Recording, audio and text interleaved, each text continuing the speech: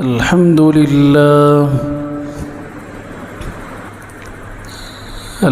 لله نحمده ونستعينه ونستغفره ونؤمن به ونتوكل عليه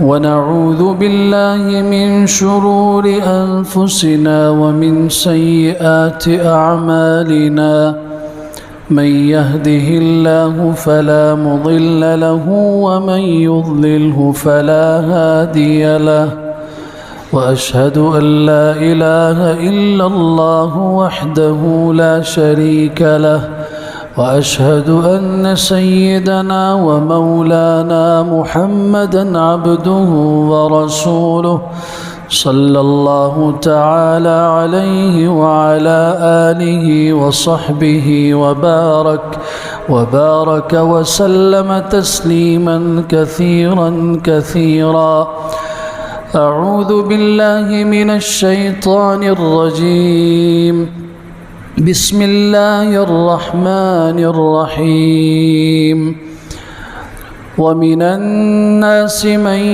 يشري نفسه ابتغاء مرضات الله والله رؤوف بالعباد وقال تبارك وتعالى وما لأحد عنده من نعمة تجزى إلا ابتغاء وجه ربه الأعلى ولسوف يرضى وقال سبحانه وتعالى ويطعمون الطعام على حبه مسكينا ويتيما وأسيرا إنما نطعمكم لوجه الله لا نريد منكم جزاء ولا شكورا وقال عز وجل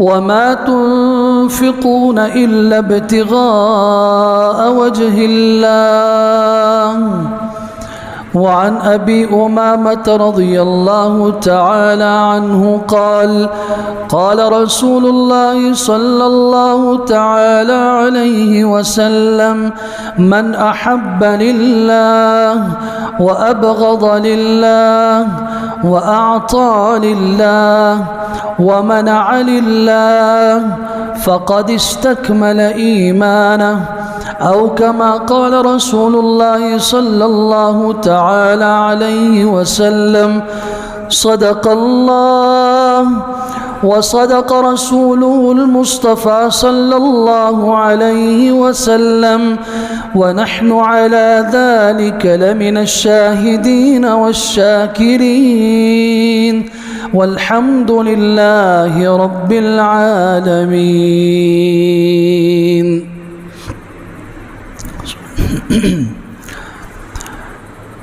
काबिल इज़्ज़त एहतराम हज़रात,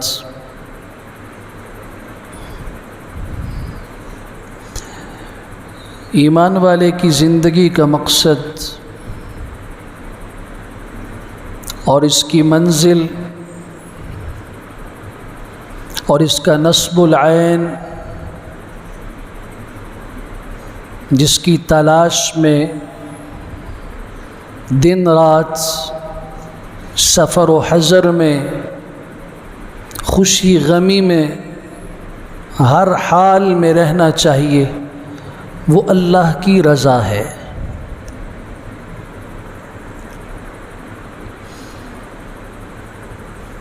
हर हाल में बंदा अल्लाह से उसकी रज़ा चाहता है। दुनिया में बहुत सारे लोग हैं, कोई अपनी बीवी को राज़ी करने में लगा है, कोई अपनी औलाद को राज़ी करने में मसरूफ़ है, कोई अपने माँ बाप को खुश करने में लगा हुआ है, तो कोई अपने माहौल में अपने आस पास में रहने वाले दुनिया के लोगों की रज़ा का तालिब है। ईमान वाले की ज़िंदगी का मकसद क्या होना चाहिए? اس کی عبادت ہو تب بھی اس کا عقیدہ ہو، تب بھی اس کی معاشرت ہو، معاملات ہوں، اخلاق ہوں، سیاست ہو، طرز زندگی ہو، طرز معاش ہو، سب کا مقصد صرف اپنے اللہ کو راضی کرنا۔ نماز آپ شروع کرتے ہیں، تمام عبادات میں سب سے اہم ترین عبادت اللہ اکبر سے لے کے السلام علیکم ورحمۃ اللہ تک، بلکہ اس سے بھی بعد تک پوری اس عبادت کو دیکھیے، اول سے آخر تک صرف اللہ کی رضا مقصود ہے۔ نماز ہم پڑھتے ہیں، لیکن آج سے آپ کو ایک کیفیت بتا رہا ہوں، اس کیفیت پہ نماز پڑھیے۔ اللہ کی قسم آپ کو نماز کا ایک مزہ محسوس ہوگا، آپ کو ایک لذت ملے گی۔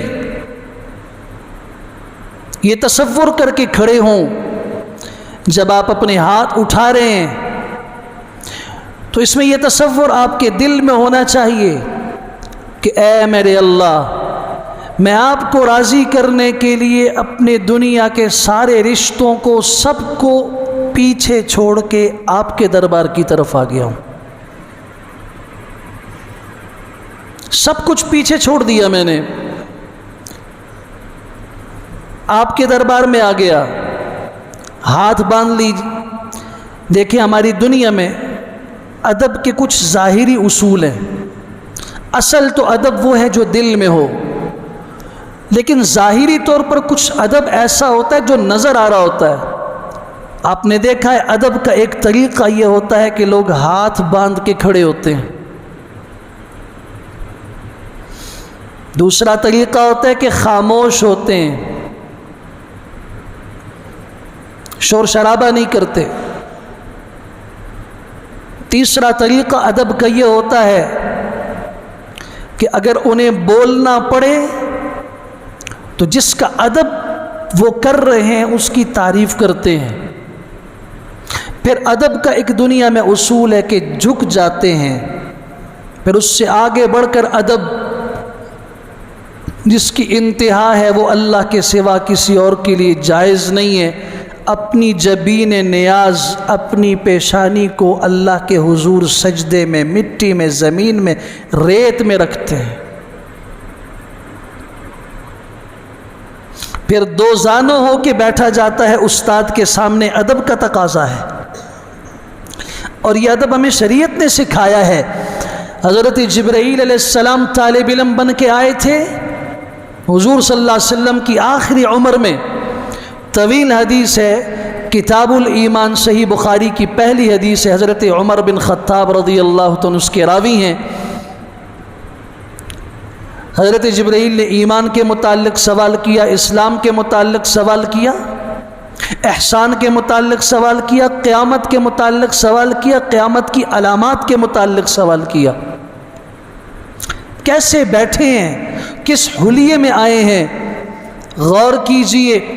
شدید بیاض الثیاب، سخت سفید کپڑے، حدیث کے الفاظ ہیں، بالکل سفید کپڑے، شدید سواد الشعر، سیاہ بال، آ کے بیٹھے ہیں۔ کیسے بیٹھے؟ فَأَسْنَدَ رُكْبَتَيْهِ إِلَى رُكْبَتَيْهِ، دو زانوں ہو کے بیٹھے ہیں۔ ادب کا ایک تقاضا یہ ہے، بڑے کے سامنے، استاد کے سامنے ادب سے التحیات کی شکل میں دو زانوں ہو کے بیٹھا جائے۔ سبحان اللہ، ہمیں نماز ادب سکھا رہی ہے۔ اللہ سب کچھ کو پیچھے چھوڑ کر آپ کے دربار میں با ادب دونوں ہاتھ باندھ کے کھڑا ہو گیا ہوں، خاموشی سے کھڑا ہوں، اور اگر میں کچھ دل میں کہہ بھی رہا ہوں تو آپ کی تعریف کر رہا ہوں، سبحانک اللہم وبحمدک۔ چلتے جائیے، الحمدللہ رب العالمین، قل هو اللہ احد، شروع سے آخر تک، رکوع میں جانے سے پہلے تک ادب کے ساتھ دونوں ہاتھ باندھے اللہ کی تعریف کر رہا ہے بندہ۔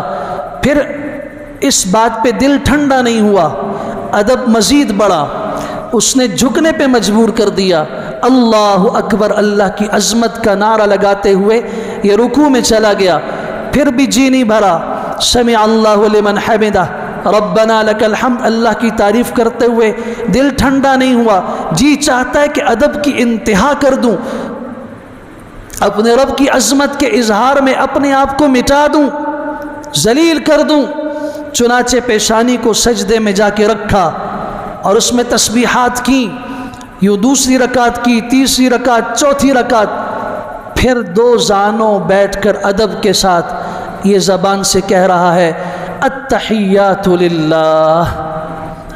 مومن کی زندگی کا مقصد کیا ہے؟ التحیات للہ، اللہ میری ساری زبانی عبادتیں صرف تیرے لیے ہیں، والصلوات، میری بدن کی ساری عبادتیں بھی تیرے لیے ہیں، والطیبات، میری مالی عبادتیں بھی تیرے لیے ہیں، میں جو بھی عبادت کروں گا زبان سے کروں، میں جو بھی عبادت بدن سے کروں، مال کی شکل میں کروں، اللہ وہ سب تیرے لیے ہے۔ یہ تعریف کرتے کرتے کرتے کرتے آخر میں اپنے لیے دعا مانگتے ہوئے سلام پھیر دیتا ہے، السلام علیکم ورحمۃ اللہ، السلام علیکم ورحمۃ اللہ، پھر بھی بیٹھ کے تسبیحات کر رہا ہوتا ہے۔ جلدی نہ بھاگا کرو، کبھی اللہ کی محبت میں بیٹھنا بھی سیکھو۔ سلام پھرا، بھاگ رہے ہیں۔ جمعے کا دن سب سے اہم دن ہے ہفتے کے دنوں میں، اہل ایمان کی عید اس کو قرار دیا گیا ہے، ہفتے کے 7 دنوں میں عید کا دن ہے، خوشی کا دن ہے۔ اس خوشی میں اللہ کے حضور بیٹھ جاؤ تھوڑی دیر، سلام پھرا، بھاگ رہے ہیں۔ مومن کی زندگی کا مقصد کیا ہے؟ عبادت ہے تو اللہ آپ کو راضی کرنے کے لیے ہے، مال دے رہا ہوں تو آپ کو راضی کرنے کے لیے دے رہا ہوں۔ قرآن مجید سورہ بقرہ کی آیت 207 میں کہتا ہے کچھ لوگ اللہ سے تجارت کرتے ہیں، وَمِنَ النَّاسِ مَن يَشْرِي نَفْسَهُ ابْتِغَاءَ مَرْضَاتِ اللَّهِ، اپنے آپ کو بیچ دیتے ہیں۔ کیوں بیچتے ہیں؟ مرضات اللہ، ابتغاء مرضات اللہ، اللہ کی رضا تلاش کرتے ہوئے اپنے آپ کو بیچ دیا۔ کیوں بیچا؟ اللہ کو راضی کرنے کے لیے۔ اپنا مال نکالا، صبح و شام نکالا، سرًا علانیتاً نکالا، لوگ دیکھ رہے ہیں تب بھی نہیں دیکھ رہے تب بھی کیوں خرچ کر رہے ہیں؟ اسی سورہ بقرہ کی آیت 265 پڑھیے، وَمَثَلُ الَّذِينَ يُنْفِقُونَ أَمْوَالَهُمْ ابْتِغَاءَ مَرْضَاتِ اللَّهِ وَتَثْبِيتًا مِّنْ أَنفُسِهِمْ، یہ مال خرچ کرتے ہیں، خرچ کرنے کے پیچھے 2 مقاصد ہیں۔ پہلا مقصد تاکہ مجھ سے میرا اللہ راضی ہو جائے، اگر اللہ کے دین کو، اس کی نصرت کو مال کی ضرورت ہے تو میں مال بھی پیش کرتا ہوں، خوشی سے پیش کرتا ہوں۔ آتى المال على حبه، محبت کے ساتھ مال دیتا ہوں، چہرے پہ کوئی سلوٹ نہیں پڑتی، کوئی اس کے اوپر بل نہیں آتا، دے رہا ہوں اللہ کو، اسی کا اٹھا کے دے رہا ہوں۔ مثل الذین ينفقون اموالهم ابتغاء مرضات اللہ، اللہ کی رضا۔ دوسرا مقصد وتثبیتا من انفسہم، اپنے دل کو ثابت قدم رکھنے کے لیے۔ جب انسان مال خرچ کرتا ہے، جہاں اللہ کی رضا اس کی مقصود نظر ہوتی ہے، وہاں اس کے دل میں دوسرا جذبہ یہ ہوتا ہے اللہ میرے دل کو ایمان پہ ثابت قدم رکھے، اور دنیا دیکھے، میرا بدن بھی دیکھے، میرا دل بھی دیکھے کہ میرے دل میں اگر کسی کی محبت سب سے بڑھ کر ہے تو وہ میرے اللہ کی محبت ہے، وہ اس کے دین کی محبت ہے۔ نہیں، وَمَا تُنْفِقُونَ إِلَّا ابْتِغَاءَ وَجْهِ اللَّهِ، اسی سورہ بقرہ کی آیت 272 پڑھیے، جو تم خرچ کرتے ہو مقصد کیا ہونا چاہیے؟ إِلَّا ابْتِغَاءَ وَجْهِ اللَّهِ۔ سورۃ اللیل کے آخر میں چلے جائیے، یہ مال خرچ کرتے ہیں، کیوں خرچ کرتے ہیں؟ وَمَا لِأَحَدٍ عِنْدَهُ مِن نِعْمَةٍ تُجْزَى، کسی کا ان پر احسان نہیں ہوتا کہ اس کا یہ بدلہ دے رہے ہیں، إِلَّا ابْتِغَاءَ وَجْهِ رَبِّهِ الْأَعْلَى، صرف اپنے اللہ کو راضی کرنا مقصود ہوتا ہے، اپنے اللہ کو خوش کرتے ہیں۔ آپ سورۃ الرعد کی آیت 22 سے 24 تک پڑھیے، والذین صبروا ابتغاء وجہ ربہم واقاموا الصلاة وانفقوا مما رزقناہم سرا وعلانیہ۔ کیا ہے؟ صبر کرتے ہیں۔ کیوں صبر کرتے ہیں؟ اپنے اللہ کو راضی کرنے کے لیے۔ نماز قائم کرتے ہیں، جو ہم نے انہیں دیا چھپ کر بھی اور سب کے سامنے بھی خرچ کرتے ہیں۔ وَيَدْرَؤُونَ بِالْحَسَنَةِ السَّيِّئَةِ، کوئی ان کے ساتھ برائی کرے بدلے میں برائی نہیں کرتے، ان کی کوشش یہ ہوتی ہے کہ برائی کا خاتمہ نیکی کے ساتھ کیا جائے۔ وَيَدْرَؤُونَ بِالْحَسَنَةِ السَّيِّئَةِ، برائی کو دفع کرتے ہیں، ہٹاتے ہیں، اس کا مقابلہ کرتے ہیں، اسے مٹانے کی کوشش کرتے ہیں، لیکن برائی سے نہیں بلکہ نیکی سے۔ اللہ ان کے متعلق اعلان فرما رہے ہیں، اولئک لہم عقبی الدار، آخرت کا بہترین انجام ان لوگوں کا ہے۔ مسند احمد بن حنبل میں روایت موجود ہے، رسول اکرم صلی اللہ علیہ وسلم نے ایک صحابی کو ہاتھ سے پکڑا اور انہیں پکڑ کے ایک عورت کے گھر کی طرف لے گئے، اس عورت کا گھر دکھایا، فرمایا یہ عورت جہاد میں گئی تھی اور جاتے وقت اس کی ایک بکری تھی، وہ بکری اس نے کھونٹے کے ساتھ کلے کے ساتھ باندھ دی، جہاد میں گئی، مجاہدین کی خدمت کرتی رہی، کسی زخمی کو پانی کی ضرورت، مرہم پٹی کی ضرورت، وہ خدمت کرتی رہی۔ سفر جہاد سے جب واپس اپنے گھر کی طرف آئی، جس کھونٹے کے ساتھ اس نے اپنی بکری کو باندھا تھا وہ بکری موجود نہیں تھی۔ اب یہ عورت اپنے اللہ سے شکایت کر رہی ہے۔ کبھی سادہ لوگ ہوتے ہیں،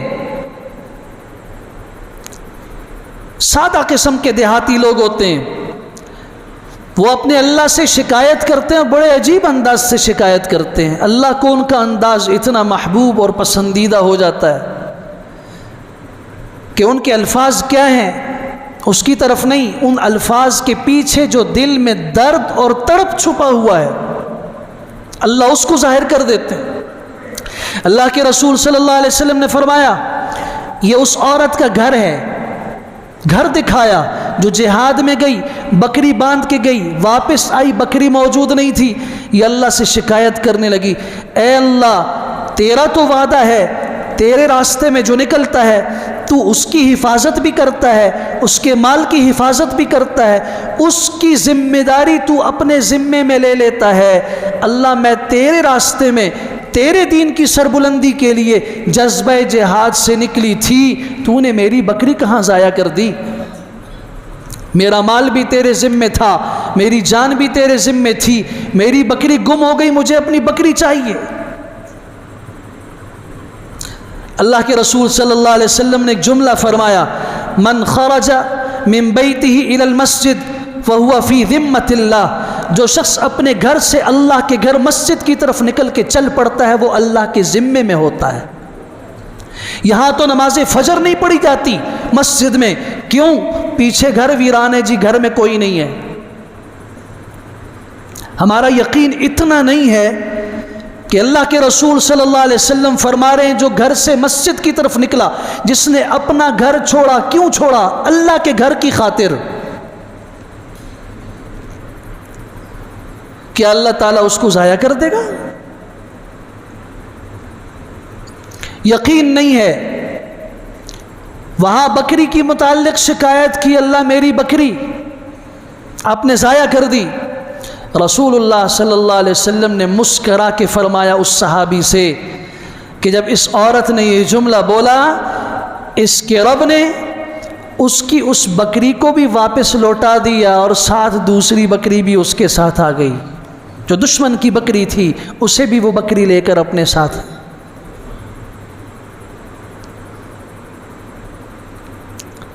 اللہ کی رضا کو معلوم کرو،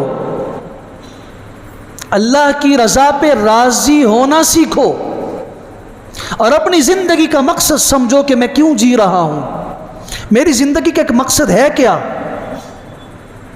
میں اگر عبادت بھی کرتا ہوں تو اللہ کی رضا کے لیے کرتا ہوں، میں حج پہ جاتا ہوں اللہ کو راضی کرنے جاتا ہوں، میں اعتکاف پہ بیٹھتا ہوں قرآن کی تلاوت کرتا ہوں، میں روزہ رکھتا ہوں، مقصد میرا کیا ہے کہ مجھ سے میرا اللہ راضی ہو جائے۔ اس رضا کی علامت ہے جنت، کہ جس سے اللہ راضی ہوگا اسے جنت دے گا۔ میں عبادت جنت کے لیے نہیں کر رہا بنیادی طور پر، میں نے جو ایمان قبول کیا ہے، جنت کا شوق ضرور ہونا چاہیے، لیکن میرا مقصد اصل میں اپنے رب کو راضی کرنا ہے۔ میری غمی ہے، خوشی ہے، اس میں اگر مجھے ساری کائنات کو ناراض کرنا پڑے اور اپنے رب کو راضی کرنا پڑے۔ سیدنا معاویہ رضی اللہ تعالیٰ عنہ نے خط لکھا جب یہ شام دمشق کے گورنر تھے، ام المومنین سیدہ عائشہ صدیقہ رضی اللہ تعالیٰ عنہ کے نام پر، کہ ام المومنین مجھے چھوٹی سی نصیحت فرما دیجئے، اللہ کے رسول صلی اللہ علیہ وسلم کی بتائی ہوئی مختصر نصیحت بتا دیجئے۔ ام المومنین نے جوابی خط لکھا، کیا خوبصورت خط تھا، کیا خوبصورت دین کا پورا خلاصہ اس میں موجود تھا۔ فرمایا معاویہ، زندگی میں ایک اصول بنا لو، اپنے اللہ کو راضی کرنے کے لیے ساری کائنات کو ناراض کرنا پڑے تیار ہو جاؤ۔ اپنے رب کو راضی کرو اگرچہ سب ناراض ہو جائیں، اور اگر سارے راضی ہو گئے اللہ ناراض رہا تو یاد رکھ لو کبھی بھی تمہیں خوشی نہیں مل سکتی، راحت نہیں مل سکتی، سکون نہیں مل سکتا، اور کبھی دنیا تجھ سے راضی بھی نہیں ہو سکتی۔ صفت المحبین ایک کتاب ہے، اس میں ایک واقعہ لکھا، بنی اسرائیل کا ایک شخص تجارت کرنے والا خوبصورت جوان تاجر تھا، کپڑے کی گھٹڑی اپنے سر کے اوپر اٹھا کے بیچا کرتا تھا۔ ایک عورت اس کی محبت میں گرفتار ہوئی، اس عورت نے اسے بہلا پھسلا کے اپنے گھر کی طرف بلایا، اور وہاں اس کو بلا کر گناہ کی دعوت دی، بدکاری کی دعوت دی۔ اس نے کہا کہ نہیں، تو عورت نے کہا میں چیخ چلا کے لوگوں کو جمع کر دوں گی، جب لوگ سارے جمع ہوں گے بے عزت ہو جاؤ گے، اس لیے جو میں کہتی ہوں وہ کرو، عزت بھی بچ جائے گی، اور خاموشی سے چلے جانا۔ میں آپ سے پوچھنا چاہتا ہوں، اس بنی اسرائیل کے شخص کی جگہ پہ اگر میں ہوتا، ہر ایک سوچے ذرا، اگر میں ہوتا تو میں کیا کرتا؟ میں یہ سوچتا کہ ابھی میں اس کے گھر میں موجود ہوں، اگر اس نے شور کر دیا، محلہ اکٹھا ہو گیا، تو ساری دنیا مجھے کہے گی تو اس کے گھر میں آیا ہے، قصور تیرا ہے، اس لیے گناہ کر لو، عزت بھی بچ جائے گی۔ لیکن اسلام نے کہا کہ زنا کرنے والا کبھی معزز نہیں ہو سکتا، گناہ کرنے والا کبھی معزز نہیں ہو سکتا، اور جو اللہ کے ہاں معزز نہ ہو دنیا والوں کے ہاں معزز ہو سکتا ہے۔ اس نے کہا ٹھیک ہے، مجھے تھوڑی سی اجازت دو، میں قضاء حاجت کر لوں۔ اس نے کہا قضاء حاجت کے لیے واش روم بیت الخلاء چھت کے اوپر بنا ہوا ہے، وہ چھت پہ چڑھا، اس نے وہاں سے چھلانگ لگا دی۔ جان جاتی ہے چلی جائے، ہڈیاں ٹوٹتی ہیں ٹوٹ جائیں، معذور ہوتا ہوں ہو جاؤں، مرتا ہوں مر جاؤں، لیکن میں ایسا گناہ نہیں کر سکتا جس گناہ کے کرنے کے بعد میں کل اللہ کے دربار میں کیسے پیش ہوں گا۔ یہ سوچ کر اس نے اوپر سے چھلانگ لگائی، اللہ کو راضی کرنے کے لیے اپنی جان کی پرواہ نہیں کی۔ تو پھر ایمان سے میں آپ کو ایک بات عرض کرنا چاہتا ہوں، وہاں صفت المحبین نے لکھا ہے کہ اللہ تعالیٰ بھی کسی کی قربانی کو ضائع نہیں کرتا۔ جب اس نے چھلانگ لگائی، آسمان کے فرشتے کو حکم ہوا جاؤ اسے اپنے پروں پہ بٹھا کے زمین پہ ایسے آرام سے اتار دو جیسے یوسف کو بھائیوں نے کنویں میں پھینکا تھا، اور اس کی مدد کے لیے تم نے جا کے پروں پہ اٹھا کے ان کو نیچے اتار دیا تھا۔ پھر اللہ کا معاملہ یہ ہوتا ہے، عزت کے ساتھ اس کو فرشتوں نے پروں پہ بٹھایا اور زمین پہ اتار دیا۔ یہ شخص خوش ہوا اور خوشی میں اس نے ایک زبردست بات کہی. اس نے کہا اللہ اگر میرے صبر کا گناہ سے بچنے کا دنیا میں یہ صلہ ہے تو میرا مال اندر رہ گیا ہے جو میں اپنے ساتھ کپڑے بیچنے کے لیے اٹھا کے لے کے گیا تھا.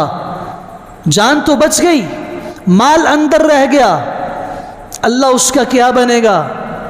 اللہ تعالیٰ نے فرمایا اچھا اگر ہم جان بچا سکتے ہیں, فرشتے نے ندا دی, تو ہم تمہارا مال نہیں بچا سکیں گے.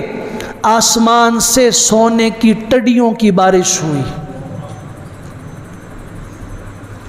سونے کی ٹڈیوں کی بارش ہوئی. لو تمہارے کپڑے اندر رہ گئے ہیں نا, 10 12 20 سوٹ ہوں گے, اس کے بدلے میں یہ سونے کی ٹڈیاں آسمان سے آ رہی ہیں, جنت سے آ رہی ہیں, اٹھا لو. تو بندہ بھی بڑا عجیب تھا, اپنے رب کی نصرت کو اپنی نظروں کے سامنے 2 مرتبہ دیکھ چکا تھا. جان بھی اور مال کا بھی تحفظ اللہ نے اس انداز سے کیا. کہتے ہیں اللہ اگر میرے صبر کا گناہ سے بچنے کا دنیا میں یہ بدلہ ہے تو میں اپنا مال قربان کرنا چاہتا ہوں, مجھے یہ سونے کی ٹڈیاں نہیں چاہیے, اس کے بدلے میں مجھے جنت چاہیے. اللہ اکبر کبیرہ. طواف کر رہی ہے عورت اور اپنے رب سے کہہ رہی ہے اللہ میں اس حال میں بھی تجھ سے راضی ہوں, اللہ میں اس حال میں بھی تجھ سے راضی ہوں, اللہ میں اس حال میں بھی تجھ سے راضی ہوں. نوجوان صاحب علم پیچھے جا رہا ہے. تو آپ نے بھی کبھی محسوس کیا ہوگا طواف کے دوران کچھ لوگ قرآن کی تلاوت کر رہے ہوتے ہیں, کچھ مختلف دعائیں مانگ رہے ہوتے ہیں, کچھ گروپوں کی شکل میں مانگ رہے ہوتے ہیں, کچھ اپنے لیے مانگ رہے ہوتے ہیں, کچھ عجیب و غریب دعائیں مانگ رہے ہوتے ہیں, عجیب و غریب. یہ دعا بڑی عجیب ہے کہ عورت صرف یہ دعا مانگ رہی ہے اللہ میں اس حال پہ بھی تجھ سے راضی ہوں, میں شکایت نہیں کرتی, اللہ میں اس حال میں بھی راضی ہوں, شکایت نہیں کرتی. پورے طواف کے 7 چکروں میں یہی دعا. اس نوجوان نے کہا اماں جی کس حال میں آپ اپنے اللہ سے راضی ہیں, اس دعا کے پیچھے کون سی بات ہے؟ نے کہا کہ نوجوان اللہ نے مجھے 3 خوبصورت بیٹے دیے, 2 بیٹے بڑے تھے, ایک میری جھولی میں تھا, گود میں تھا, میں تنور جلائے روٹی پکا رہی تھی, اور وہ معصوم دودھ پیتا بچہ میری گود میں تھا. میرے خاوند نے چھری لی, بکری ذبح کی, اور بکری کو ذبح کرنے کے بعد اس کے گوشت کے ٹکڑے کرنے کے بعد وہ وہیں پہ گوشت اور اس کے ساتھ چھری رکھ کے چلا گیا کام پہ. ایک بیٹے نے دوسرے بھائی کو بلایا اور اسے کہا ادھر آؤ, دیکھا ہے تم نے ابا نے بکری کو کیسے ذبح کیا تھا؟ وہ معصوم بچہ اب نہیں سمجھ رہا, اس نے صرف یہ دیکھا کہ باپ نے بکری کیسے ذبح کی. یہاں ایک جملہ عرض کرنا چاہتا ہوں, اولاد اپنے ماں باپ کا عکس ہوا کرتی ہے. یہ چھوٹے چھوٹے ٹیپ ریکارڈر ہیں, ان کے دل و دماغ میں وہ باتیں ریکارڈ ہوتی ہیں, محفوظ ہوتی ہیں, جو باتیں ماں باپ کو کرتے اور بولتے ہوئے سنتے ہیں. اگر ماں باپ جو کر رہے ہیں گالیاں دے رہے ہیں, بچہ گالیاں سیکھ رہا ہے. اگر وہاں دعائیں ہوتی ہیں ہر موقع پر الحمدللہ, اللہ اکبر, سبحان اللہ, تکلیف کے وقت استغفر اللہ, اعوذ باللہ کے کلمات نکلتے ہیں, بیماری میں الحمدللہ کے الفاظ نکلتے ہیں, بچہ یہ کلمات سیکھتا رہتا ہے. بچہ معصوم ٹیپ ریکارڈر ہے, جو آپ کر رہے ہیں آپ کا بچہ سیکھ رہا ہے. خیر اس بھائی نے اپنے بھائی کو زمین پہ لٹایا, میرے ایک بیٹے نے اپنے بھائی کو زمین پہ لٹایا, چھری اٹھائی اور کہا دیکھو باپ نے کیسے بکری کو ذبح کیا تھا. وہ اس کے گلے پہ چلائی, تیز چھری تھی, خون نکلا, وہ بچہ تڑپ تڑپ کے مر گیا. میں نے ایک چیخ کی آواز سنی, میں چیخ کی آواز سن کے بھاگی. اس بھاگنے میں وہ بچہ مجھ سے وہیں پہ, میں نے اس کو چھوڑ دیا, معصوم اس دودھ پیتے ہوئے بچے کو, اور اپنے اس بیٹے کی طرف اس کے درد بھری آواز سن کے میں بھاگی ہوں. میں نے دیکھا وہ خون میں لت پت ہے, اس کی جان جا چکی ہے. اس کے بعد میں بھاگی اس کے بھائی کی طرف. وہ گھر سے تیزی سے دوڑا اور بھاگ کے گھبرا کے نکلا کہ یہ مجھ سے کیا ہو گیا. تیزی سے جب نکلا ایک تیز گاڑی کی ٹکر لگی, ایکسیڈنٹ میں اس کے بھی ٹکڑے ہو گئے. میں نے اپنے ایک بچے کو اٹھایا, ایک طرف رکھا، دوسرے بچے کو محلے کے لوگوں نے اٹھایا میرے ساتھ لا کے اس کے ساتھ رکھا۔ مجھے یاد آیا وہ میرا معصوم دودھ پیتا بچہ، بھاگ کے جب گئی مجھے نہیں ملا۔ مجھے یاد آیا کہ وہ تنور کے پاس تھا، میں روٹی پکا رہی تھی، جھانک کے دیکھا راکھ بن چکا تھا۔ 3 بچوں کی لاشیں ایک وقت کے اندر، ایک دن میں جنازے پڑے گئے، قبر میں اتارے گئے۔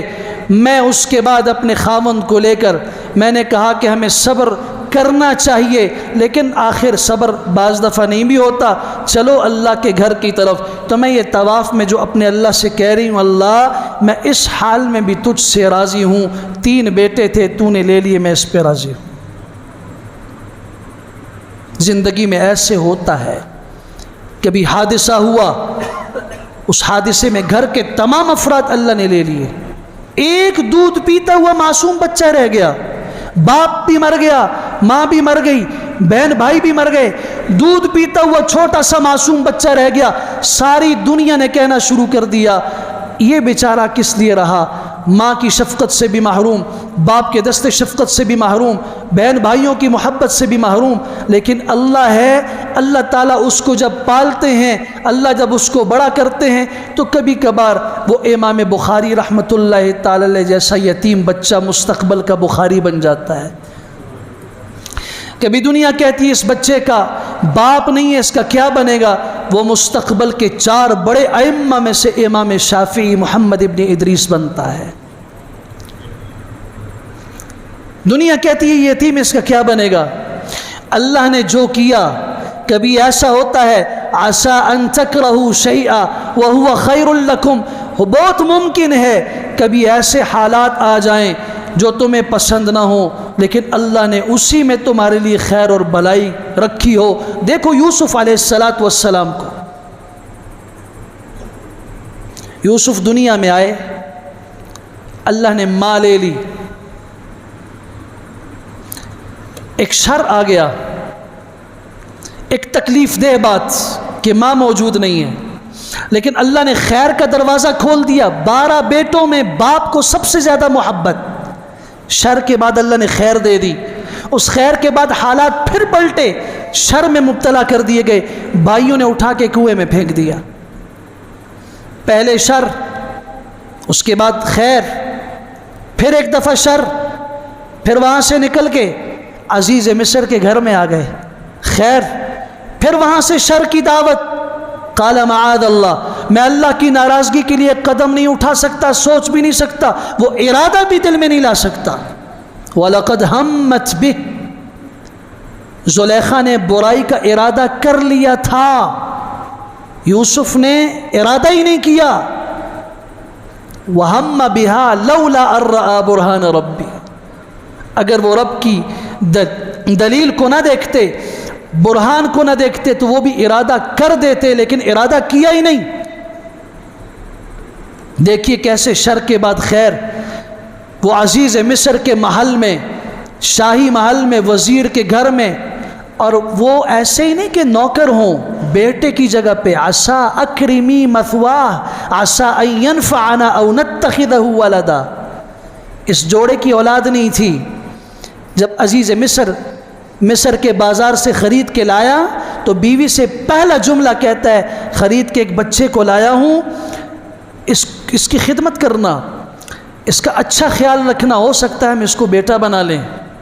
خیر، اس کے بعد پھر جیل کے اندر گئے، شر، پھر وہاں سے اللہ نے نکالا وزارت خزانہ، خیر کا دروازہ کھل گیا۔ اب دیکھتے جائیے نا، پھر کبھی ایک شر کی خبر آئی کہ ابا جی بیٹے کی یاد میں رو رو کے بینائی کھو بیٹھے ہیں، وَابْيَضَّتْ عَيْنَاهُ مِنَ الْحُزْنِ وَهُوَ كَظِيمٌ، ان کا دم گھٹا جا رہا ہے۔ 40 سال کے بعد اللہ تعالی نے پھر خیر کا ایسے دروازہ کھولا، ایسا دروازہ کھولا کہ جو رہتی دنیا تک آپ کے لیے بھی، آپ کے پورے خاندان کے لیے کھل گیا، ان کے حالات بھی درست ہو گئے۔ اللہ کی رضا پہ انسان جو چلتا ہے، عمران ابن حسین رضی اللہ عنہ کو 18 سال تک ایک کروٹ میں، ایک پہلو میں پھوڑا نکلا، 18 سال تک ایک کروٹ پہ لیٹے رہے، جب بھی کوئی صحابی اور ساتھی ملاقات کے لیے جاتا، پوچھتا کیا حال ہے، کہتے الحمدللہ۔ کسی نے ایک دفعہ کہا حضرت 18 سال گزر گئے ایک کروٹ پر اور آپ کی زبان سے کبھی شکایت کا جملہ نہیں نکلا۔ فرمایا میں اپنے رب کی شکایت کیوں کروں؟ جو اللہ مجھ سے صحت میں راضی تھا میں تب بھی اس سے راضی تھا، اللہ نے صحت لے لی، وہ مجھ سے اس حال میں راضی اور خوش ہے، تو میری کیا مجال ہے کہ میں اپنے رب کی رضا پہ خوش نہ رہوں۔ وَيُطْعِمُونَ الطَّعَامَ عَلَى حُبِّهِ، ایمان والا اگر کسی کو کھانا کھلاتا ہے بڑی محبت سے، فراخی دل سے، خندہ پیشانی سے کھلاتا ہے، کھلاتا کیوں ہے؟ کس کو کھلاتا ہے؟ مسکیناً و یتیماً و اسیرا، مسکین کو، یتیم کو، قیدی کو، اور کھلاتا کیوں ہے؟ انما نطعمکم لوجہ اللہ، کہتا ہے ہم تمہیں کھلا رہے ہیں صرف اللہ کی رضا کی خاطر۔ لا نريد منکم جزاء ولا شکورا، ہم نہیں چاہتے کہ تم ہمیں جزاک اللہ کہو، تم ہمیں بدلہ دو، تم ہمارا شکریہ ادا کرو۔ کتنا عظیم دین ہے، کتنا خوبصورت دین ہے۔ آپ نیکی کیجئے، اس نیکی کا مطالبہ اپنے رب سے کیجئے، اس نیکی کو اپنے رب کے لیے کیجئے جس کے ساتھ آپ نیکی کر رہے ہیں۔ اسلام ہمیں سکھاتا ہے سورۃ الدہر، سورۃ الانسان کے اندر، نہیں نہیں نہیں، تم اس سے جزاک اللہ کا مطالبہ بھی نہیں کرنا، اس سے شکریہ کا مطالبہ بھی نہیں کرنا۔ جس کے لیے کیا ہے اس کا در کھلا ہوا ہے آج بھی، وہ آج بھی دے گا، اور صرف آج نہیں کل بھی دے گا۔ جس نے اللہ کی رضا کی خاطر وقتی طور پر مصیبت کو برداشت کیا، ہمیشہ کے لیے وہ مصیبت سے چھٹکارا پا گیا، اور جس نے اللہ کو ناراض کر کے وقتی طور پہ خوشی حاصل کی، ساری زندگی اس کے لیے ناکامی اور پریشانی اس کا مقدر بن گئی۔ سورہ توبہ کی آیت 118 پڑھو ذرا۔ غزوہ تبوک ہے، مدینہ منورہ میں کھجوریں پکی ہوئی ہیں اور پورے سال کی آمدنی وہ کھجور پر ہے۔ جیسے ہمارے ہاں زمیندار ان کے پورے سال کا خرچ گندم سے چلتا ہے، وہ دکاندار سے ادھار لیتے ہیں، جی آپ کھاد دے دو، آپ فلاں چیز دے دو، آٹا دے دو، پیسے دے دیں گے، کب دیں گے؟ گندم کی فصل آئے گی، اسے بیچیں گے، وہ ہمارے سال کے تمام اخراجات اس سے نکل آئیں گے، ہے یا نہیں؟ اور اس موقع پر زمیندار نماز تک نہیں پڑھتا، اور اگر ذرا سے بادل آسمان پہ آ جائیں تو پریشان ہو جاتا ہے، سارے سال کی محنت ضائع ہو رہی ہے، ایک ایک منٹ قیمتی ہے۔ مدینہ میں کھجور پک چکی ہے، باغوں میں اتارنے کا وقت آ چکا ہے، اور یہاں غزوہ تبوک کے لیے نکلنے کا حکم ہوا، لوگ نکلے، 80 افراد پیچھے باقی رہ گئے۔ ان 80 میں 77 افراد خالص منافق تھے، 3 افراد خالص مومن تھے، ہلال ابن امیہ، مرارہ بن ربیعہ، کعب بن مالک رضی اللہ تعالی عنہم۔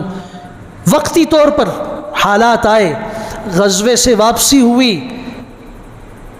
اب بلایا گیا، کچھ لوگ خود دوڑتے ہوئے آئے، اپنا اپنا عذر پیش کرنے لگے، یا رسول اللہ صلی اللہ علیہ وسلم بس آپ ناراض نہ ہو، ہم تو جانا چاہتے تھے لیکن ان بیوتنا عورہ، پیچھے ہمارے گھر خالی تھے، ہمارے گھر میں کوئی نہیں تھا، اور خرچے کا مسئلہ تھا، بیوی بچے اکیلے تھے۔ لوگوں نے اپنا اپنا جھوٹا عذر پیش کیا، جان بخشی ہو گئی، آپ علیہ السلام نے عذر قبول کیا، جاؤ ٹھیک ہے۔ کعب بن مالک فرماتے ہیں میں قریب آیا، حضور نے مجھے بلا کے بٹھایا، فرمایا بولو تمہارا کیا مسئلہ تھا؟ تو میں نے کہا اللہ کے رسول صلی اللہ علیہ وسلم مجھے اللہ کی قسم ہے اگر آپ کے سوا کوئی اور میرے سامنے ہو کہ یہ سوال کرتا، میں جھوٹ موٹ بول کر عذر پیش کر کے جان چھڑا لیتا، لیکن مجھے پتہ ہے جھوٹ سے جو جان چھوٹے گی وہ بہت تھوڑی دیر کے لیے چھوٹے گی، اس کے بعد جب اللہ وحی نازل کرے گا سارا پول کھل جائے گا، میں سوائے سچ کے کچھ بھی نہیں کہوں گا۔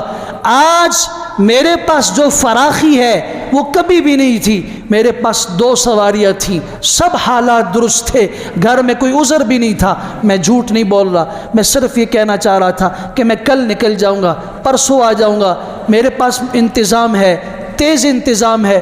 اس میں کرتے کرتے وقت گزر گیا، اللہ کی قسم اس کے سوا اور کوئی بات نہیں تھی۔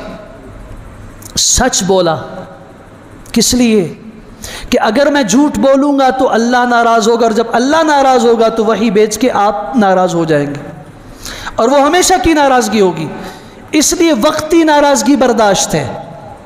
میں نے سچ کہہ دیا۔ آپ علیہ السلام نے فرمایا جاؤ انتظار کرو جب تک اللہ تمہارے متعلق فیصلہ نہیں کر دیتا۔ ہلال ابن امیہ کے ساتھ بھی یہی ہوا، مرارہ بن ربیعہ کے ساتھ بھی یہی ہوا۔ حضرت کعب فرماتے ہیں زمین ہمارے اوپر تنگ کر دی گئی، اللہ کے رسول صلی اللہ علیہ وسلم نے فرمایا ان کے ساتھ بات چیت نہ کرو۔ میں مسجد نبوی میں آیا، نماز پڑھی، میں نے اللہ کے رسول صلی اللہ علیہ وسلم کو سلام کہا، آپ نے جواب نہیں دیا، اب بولے نہیں۔ میں نے دوبارہ کہا، میں ہونٹوں کی طرف دیکھ رہا تھا، میں نے آواز نہیں سنی، جواب نہیں سنا، میرا کلیجہ پھٹنے لگا، پریشان ہوا، حضور ناراض ہیں۔ میں سامنے گیا، آپ نے نظر کو پھیر دیا، میں دوڑا اپنے گھر کی طرف۔ 40 دن گزر گئے، 40 دن گزر گئے۔ پھر آپ علیہ السلام نے ان تینوں صحابہ کے گھروں کی طرف پیغام بھیجا، ان کی گھر والیوں سے کہو ان سے تعلق نہ رکھیں۔ مجھے پیغام ملا تو میں نے کہا یا رسول اللہ طلاق دے دوں؟ آپ نے پیغام بھجوایا طلاق نہیں۔ 50 دن گزرے، اور اتنے سخت گزرے ہیں کہ یہ ان کے صرف اپنے الفاظ نہیں ہیں، قرآن مجید سورہ توبہ کی آیت 118 ہے، وَعَلَى الثَّلَاثَةِ الَّذِينَ خُلِّفُوا حَتَّى إِذَا ضَاقَتْ عَلَيْهِمُ الْأَرْضُ بِمَا رَحُبَتْ، زمین ان پر تنگ ہو گئی وسعتوں کے باوجود۔ کہتے ہیں ایک دن میں بھاگا اپنے چچا زاد ابو قتادہ کے باغ کی دیوار پھلانگ کے اندر گیا، اور میں نے ان کو جا کے ان سے بڑی محبت تھی، وہ میرے بچپن کے دوست تھے، میں نے سلام کہا، انہوں نے جواب نہیں دیا، میں نے بات کی، انہوں نے جواب نہیں دیا۔ میں نے کہا تم تو مجھ سے محبت کرنے والے تھے، تم تو بچپن کے میرے دوست ہو، جواب دو۔ جواب نہیں دیا، بات نہیں کی۔ واپس پھلانگ کے واپس آیا، 50واں دن تھا، نماز فجر گھر کی چھت کے اوپر پڑی، ایک آدمی جبل صلع کی طرف سے دوڑتا ہوا اعلان کرتے ہوئے آیا کہ کعب بن مالک کہاں ہے، کعب بن مالک کہاں ہے؟ فرماتے ہیں فجر کی نماز کے بعد میرے دل میں یہ خیال پیدا ہوا کہ آج لگتا ہے اللہ تعالیٰ میرے غموں کا بوجھ ہلکا کر دے گا۔ میرے دل میں یہ خیال پیدا ہوا تھا، ادھر جبل صلع کی طرف سے آواز کانوں میں پڑی، مجھے یقین ہو گیا کہ میری معافی کا شاید اعلان ہو گیا۔ نے کہا کہ تمہیں مبارک ہو، تمہیں خوشی ہو، آج تمہاری معافی کے لیے قرآن مجید کی آیت نازل ہو چکی ہے، اللہ نے معافی کا اعلان کر دیا۔